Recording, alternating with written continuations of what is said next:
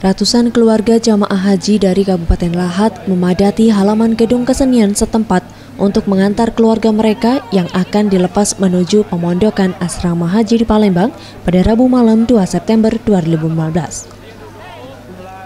Keberangkatan para jamaah haji asal Kabupaten Lahat ini dilepas langsung oleh Wakil Bupati Lahat Marwan Mansur berjumlah 125 jamaah haji asal Lahat yang terdiri atas 53 laki-laki dan 72 perempuan.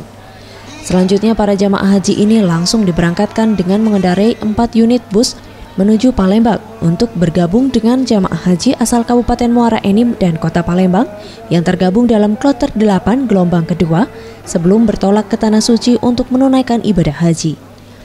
Wakil Bupati Lahat Marwan Mansur mengatakan, jamaah haji asal Kabupaten Lahat tahun 2015 sebanyak 125 orang.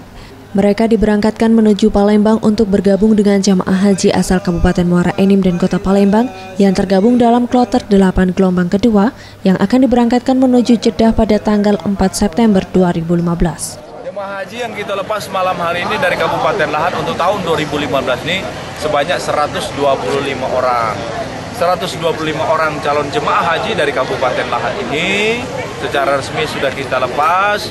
Mereka ini akan bergabung dengan kloter 8 di Palembang bersamaan dengan Kabupaten Muara Enim dan Kota Palembang pada kloter 8 yang akan diberangkatkan dari Palembang menuju Jeddah itu tanggal 4 September. Ya.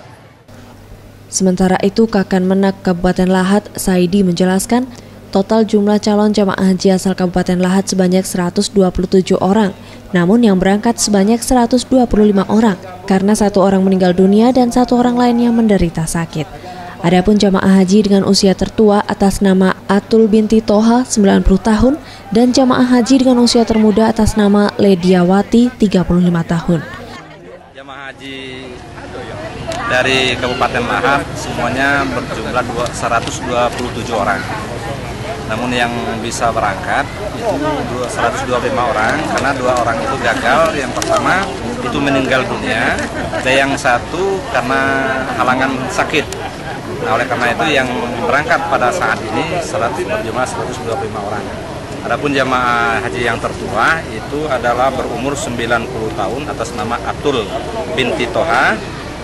Yang termuda bernama Lediawati umur 35 tahun. Zulfikri, Sriwijaya TV.